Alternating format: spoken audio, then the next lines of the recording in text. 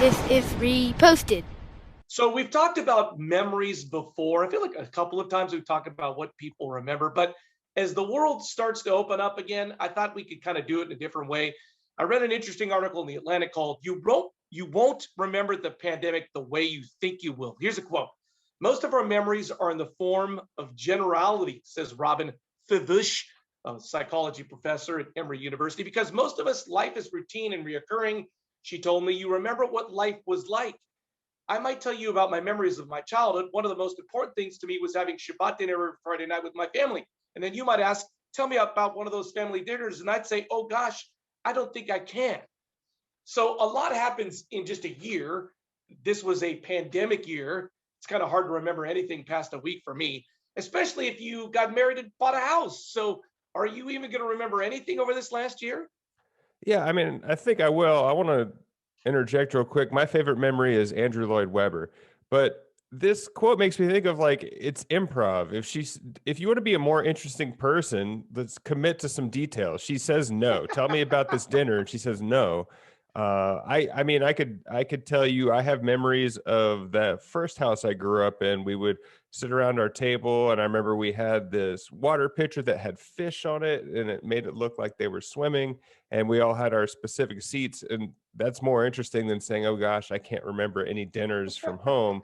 So this isn't necessarily about memory, but just practice giving details on something, because I could tell you I remember something, you can ask me about it and I might not get the details correct, but it's going to be more interesting than saying no.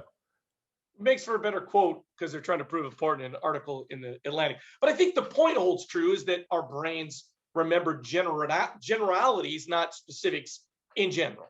Well, yeah, and then also your brain can hold on to a specific marker. Like if you see a car wreck, you're going to probably more vividly remember details of that day than if everything goes to plan.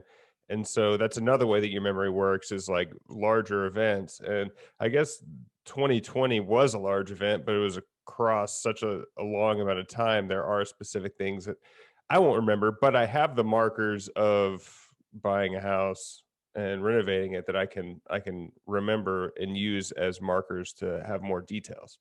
But do you think you'll have more details because those big things happen this year, or less details of all of them?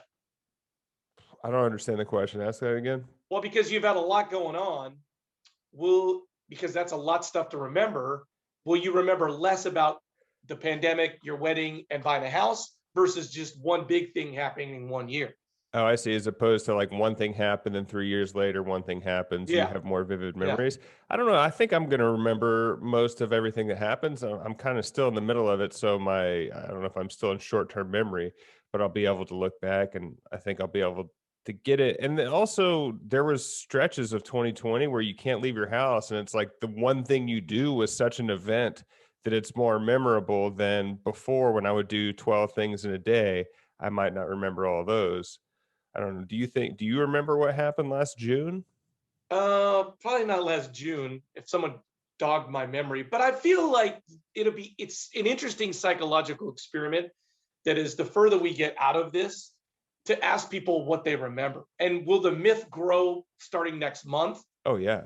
I'm just wondering, like, how soon will people start losing that idea of what they did over the pandemic year?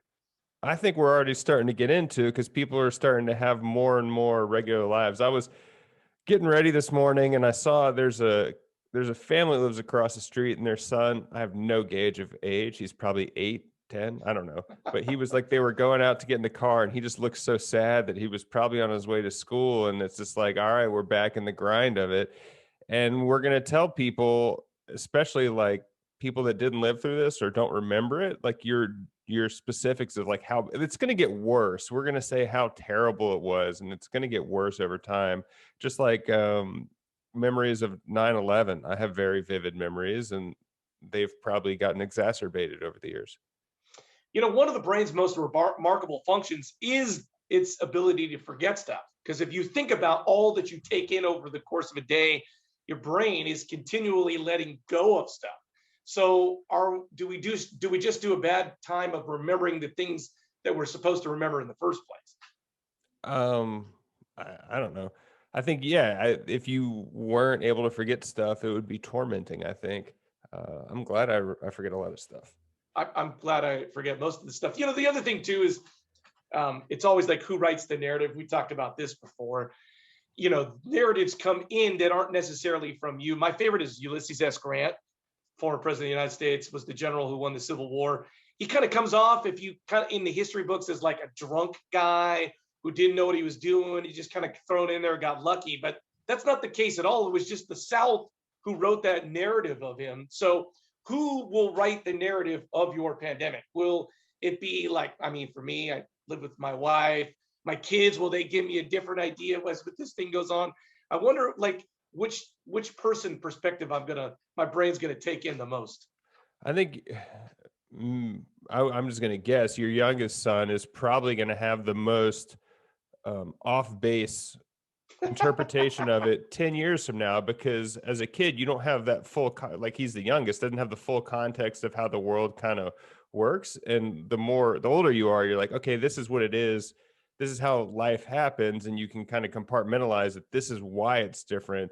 That's got to be a kind of a more jarring the younger you are, I would think.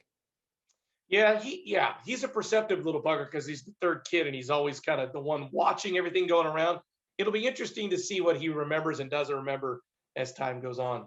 It could be interesting. You might be surprised 5 years from now. You'd be like, hey, what do you remember about the pandemic? And you could take the perspective of we got to spend more time together as a family than we would have otherwise. Yeah. Or, for me, looking back, the kind of macro is I connected with people more than I did before. I talked to my grandma every week, which I wasn't doing before, and just reached out to people that I hadn't in the past. And I think that's kind of what my memory of it is, which isn't specific, but that's fine. Yeah, my mom can handle a Zoom call. That's what I'll get out of all this. Yeah, and I just think be more specific. If you want to be more interesting, then gosh, I don't think I can when someone tells you to recreate a scene. Maybe their Shabbat dinners just weren't that good. Well, it was a favorite part, most important things to her in her life was Shabbat dinner. And yeah, not an interesting person. Well, if you want to have a memorable dinner with Larry, please reach out. You can find us at Reposted Podcast on Facebook, Twitter, Instagram. I'm Andrew Keller for Memory. Thanks for stopping by.